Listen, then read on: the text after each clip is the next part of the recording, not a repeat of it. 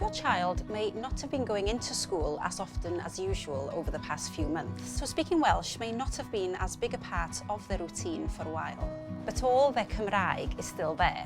Think of this change in routine as just a pause on their bilingual journey through life. It's a journey that never ends, and it's a fascinating one too. We all add to our language skills throughout our lives, and the way we do this can change with time. Even if we don't use our language skills every single day, these skills stay with us for life. So what can you do if your child is in Welsh medium education? Maybe your child is the only Welsh speaker in your home. Adding a few things into your routine will make sure they get a summer full of Welsh.